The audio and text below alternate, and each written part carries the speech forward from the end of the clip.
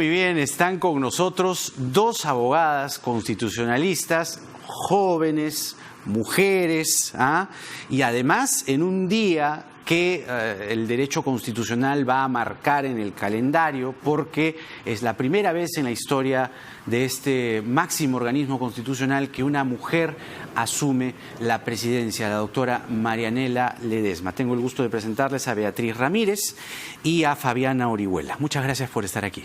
Muchas gracias por la invitación. Bueno, eso merece un comentario, cuando menos, que Marianela Ledesma asuma la presidencia del TC en un momento en el que, vamos, era importante, ¿no? Sí, arranco yo, me gustaría. Creo que todas nuestras televidentes y todos nuestros televidentes tendrían que saber que Marianela es la segunda mujer en la historia del Tribunal Constitucional, mientras que hemos tenido 24 magistrados. Y es más de 2 décadas de funcionamiento y es la primera mujer que va a ocupar la presidencia recién en el 2019. Y creo que eso es un hito para todas las mujeres jóvenes, para quienes se dedican al derecho constitucional. Es importante tener referencias, claro, y tenerla a ella es importante. Fabiana, ¿tú qué piensas? Yo pienso que la visibilización es muy importante. Si es que vemos a una mujer en un puesto tan alto, sabemos que podemos aspirar a hacerlo, ¿no? Pero eso también sin perjuicio de poder no estar de acuerdo o estar de acuerdo con la forma como se llega o no se llega a determinado puesto, ¿no? Claro, pero me parece importante la visibilización. Lo dices por la votación, ¿no? La votación ha sido un poco controversial, ¿no? Un poco polémica. Se fue al final con el sector que ordenó o sentenció a favor de la liberación de la señora Fujimori. Parece que había habido un desencuentro con Eloy Espinosa, ¿no? Y antiguos compañeros de largas sentencias, ¿no? De otra clase de sentencias, ¿no? Medio extraño, ¿no? Sí, hay cosas más ahí. bien un voto anti, al parecer. Pero bueno, como las mujeres salieron ganando esta vez. Bueno, ahora, la pregunta que todo el mundo se hace y que con ustedes desearía yo aterrizar y aclarar tiene que ver con si es posible pedir la nulidad de un fallo del Tribunal Constitucional, si existen precedentes para que eso ocurra a la luz de la comunicación que ha tenido, el documento que ha escrito y firmado el fiscal Rafael Vela, en el que le pide a, bueno, todavía Ernesto Blume, pero será Marianela Ledesma justamente, la que pueda aclarar algún concepto o subsanar cualquier error material u omisión en que hubiese incurrido. Se refiere a la sentencia. Pero aquí, que yo haya visto, no se pide la nulidad. Lo que sucede es que el fiscal Vela no es parte en este proceso, entonces este no es el escrito, el recurso de aclaración o recurso de nulidad propiamente, sino que es un pedido para que el tribunal lo haga de oficio, es decir, ya vendría a ser el tribunal si es que decide hacerlo, pero no en respuesta a este oficio porque no es parte, como le digo, Vela, ¿no? Sino que podría tomar esto como para tener una iniciativa propia y el tribunal mismo decidir aclarar o anular su sentencia. Ha habido antecedentes, ¿no? Para precisar también, este oficio fue dirigido al procurador del Poder Judicial, quien sí es parte en este proceso, para que presente su recurso de aclaración, ¿no? Entonces, a la fecha, no sé si el día de hoy ya ha sido interpuesto. La sentencia fue publicada el 28 de noviembre y el plazo rige desde la notificación o de la publicación. Entonces, en caso se la hayan notificado el día viernes, aún tendría plazo mañana. Si es que no se la notifican, si no se cuenta solo publicación, entonces ya habría vencido hoy, ¿no? ¿En qué casos es viable la nulidad de una sentencia del TC, teniendo en cuenta que eso podría, o tú dime, retrotraer la situación de la señora Keiko Fujimori y que eventualmente pueda volver a la prisión? Porque yo tengo data, por ejemplo, hay fallos que sí se han anulado.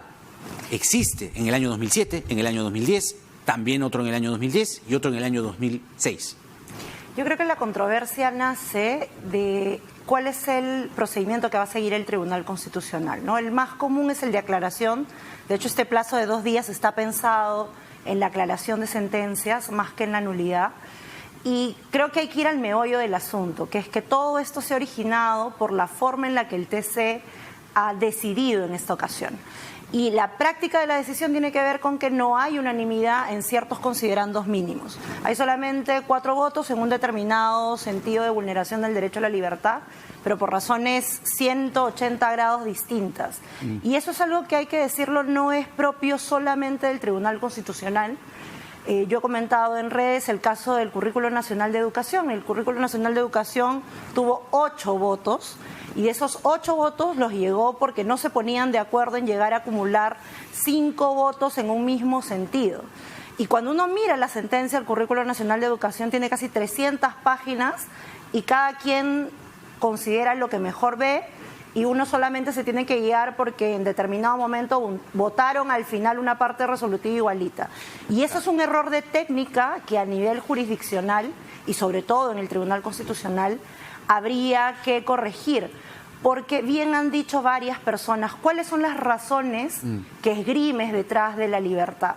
Y hoy día tú tienes 3 razones por un lado y una razón por el otro.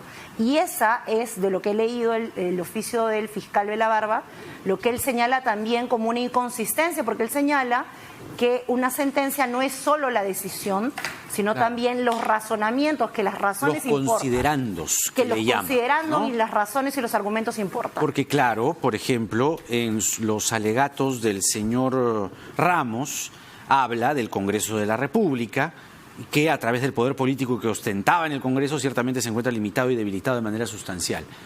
El señor Blume contradice al señor Ramos porque el señor Blume solamente usa para su decisión hechos previos a la prisión preventiva de octubre de 2018. Pero el señor Ramos usa hechos posteriores a la dación de la prisión preventiva en octubre de 2018. Si usa el hecho de la disolución del Congreso, ¿por qué no usa la declaración de Jorge Yoshiyama? ¿Esa no es una controversia razonable? Sí, lo que sucede es que yo creo que primero tenemos que entender cómo se cuentan los votos para ver luego cómo importan estos fundamentos y que sean distintos o que no sean distintos y qué papel juegan, ¿no? Para empezar, los votos se cuentan respecto de la vulneración a cada derecho. No se cuenta en un solo bloque. No es que, circunstancialmente el voto de Blume, Ferrero y Sardón declara fundada la demanda respecto de la vulneración a todos los derechos invocados. Es decir, libertad personal, presunción de inocencia, derecho de defensa y motivación. Declara fundada respecto de los 4 derechos. Sin embargo, Ramos declara fundada únicamente respecto del derecho de libertad personal. Declara improcedente respecto del derecho de defensa y declara infundada respecto de presunción de inocencia y motivación. Ya. Y Ledesma, Espinosa Saldaña y Miranda declaran improcedente respecto de todos los extremos porque consideran que la resolución no estaba firme y por ende no se cumplía el requisito del artículo 4 del Código Procesal. Pero hay quienes dicen, no, pues ya la declaró en libertad, ya está, se acabó. No, lo que sucede... ¿Cómo llegamos a eso? Lo que sucede es que para sumar los votos y lo que importa se tiene que sumar respecto de cada derecho. Entonces, respecto de libertad individual, sí ha alcanzado 4 votos en la decisión de fundar la demanda. Los 4 magistrados han considerado que se ha vulnerado la libertad personal. Han tenido consideraciones distintas y ahí vamos a lo que Beatriz señalaba con los fundamentos, ¿no? Pero de que se ha declarado que se funda la demanda por vulneración a la libertad personal, sí hay 4 votos en esa decisión. Ahora, hay 4 votos también respecto a la improcedencia, respecto del derecho de defensa, porque Ledesma, como repito, Ledesma, Espinosa Saldaña, Miranda y Ramos consideran que es improcedente respecto del derecho de defensa. Pero de motivación, ahí yo considero que eso es algo que no se está hablando ahorita y que también es una motivación para que aclaren. ¿En qué sentido? Hay 3 votos que declaran fundada respecto del derecho a la motivación. Hay 3 votos que declaran improcedente y un voto que declara infundado. Es decir, no hay mayoría respecto del derecho a la motivación. Ahí no hay voto. Claro. Entonces, en realidad, ese es el único extremo respecto al cual hay problema. Porque ¿cuál es el problema que se plantea sobre el de libertad personal si es que ya tenemos que son 4 votos? Claro. Se dice que es que Ramos no firmó junto con Sardón, Blume y Ferrero. Pero no importa si no firmó en ese papelito, porque él firmó su propio papelito. Por eso, así se llame voto singular. Dicen que es 3-1-3. Pero no, porque son 4 no es así. respecto de... Se tiene que ver de cada derecho, como le digo, ¿no? Coincido igual con Fabiana. Esto es un problema que no es solo del TC, pero me parece a mí también que eso no acarrea nulidad. Los votos se cuentan en la Corte Suprema y en el Tribunal Constitucional por el sentido de la parte resolutiva. Y eso es algo que se ha criticado. Este caso nos sirve para entender que las razones importan, los considerandos importan, pero hay que reconocer que en la Corte Suprema también es así.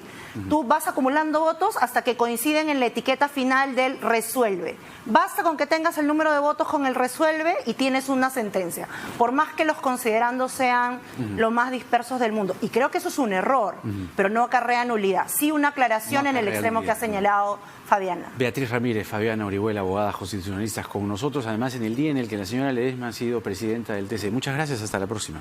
Gracias, Jaime. Tenerlas nuevamente, ¿eh? Muy lúcido el análisis.